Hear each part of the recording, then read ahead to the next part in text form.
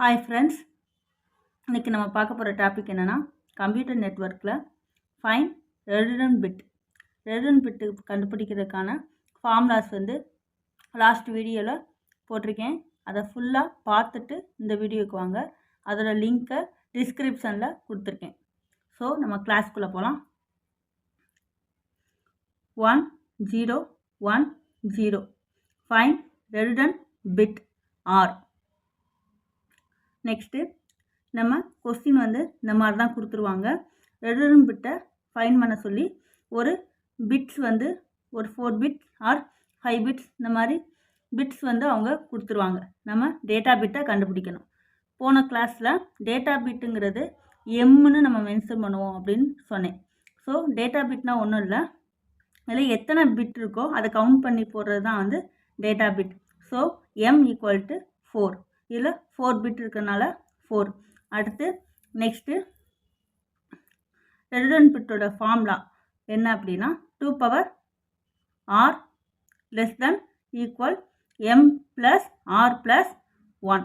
So இதுதான் redundant பிட்டை கண்டுபிடிக்கிறதுக்கான formula. இதில் போயிட்டு நம்ம அப்படியே அப்ளை பண்ண வேண்டியதான்.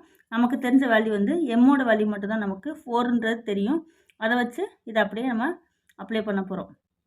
ஸோ 2 பவர் ஆர், ஆரோட வேல்யூ நமக்கு தெரியாது. லெஸ் தென் ஈக்குவல் 4 ப்ளஸ் எம்மோட value 4. So 4 plus R plus 1. இப்போ ஆர் வேல்யூ நமக்கு தெரியாது. ஸோ அதை தான் நம்ம ஃபைண்ட் பண்ண போகிறோம். அதுக்கு ஆர் வேல்யூ 1 2 3ன்னு இப்படி ஒவ்வொரு வேல்யூவாக நம்ம அப்ளை பண்ணி பார்க்கணும். அதில் எது கிரேட்டர் தன் இருக்கோ அந்த வேல்யூவை தான் எடுத்துக்கணும். இல்லை என்னென்னா கிரேட்டர் தானாக இருக்கலாம் அல்லது கிரேட்டர் தன் ஆர் ஈக்குவலாக இருக்கலாம். அந்த மாதிரியான வேல்யூ தான் நமக்கு கிடைக்கிற வர ஒவ்வொரு வேல்யூவாக 1 2 3ன்னு நம்ம அப்ளை பண்ணிக்கிட்டே வரணும். ஸோ இப்போ ஆரோட வேல்யூ நான் 1ன்னு அப்ளை பண்ணுறேன். அதுக்கு பதிலாக 2 பவர் ஆரோட value 1 less than equal 4 plus ஆரோட வேல்யூ 1 ப்ளஸ் 1. இந்த ஃபார்முலாவை அப்படியே நம்ம அப்ளை பண்ணியிருக்கோம். M plus R plus 1. So எம்மோட வேல்யூ 4, 4 ஆரோட வேல்யூ 1. அந்த 1ங்கிறத கீழே அப்படியே கொண்டு வந்துட்டோம்.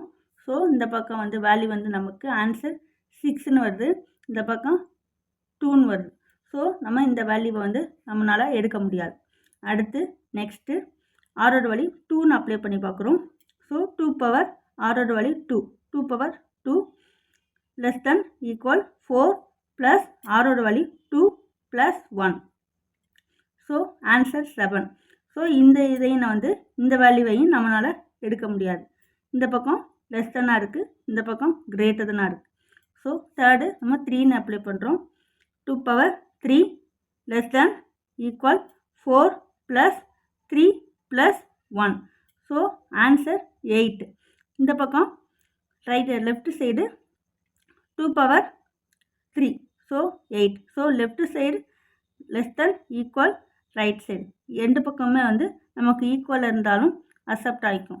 இதில் ஒரு விஷயம் என்ன அப்படின்னா greater than or less than equal அந்த மாதிரி வந்துச்சுன்னா ரெண்டு பக்கமுமே ரைட் சைடும் லெஃப்ட் சைடும் சேம் வேல்யூவாக இருந்தாலும் நமக்கு அக்செப்டட் ஆகிக்கும்.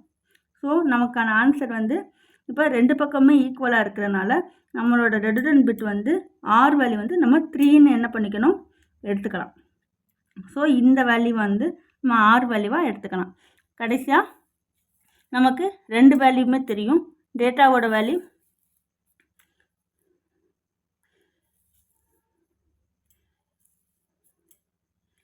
டேட்டாவோட வேல்யூ 4, ரெடண்டன்ட் பிட்டோட வேல்யூ ஆர் ஈக்குவல் டு 3.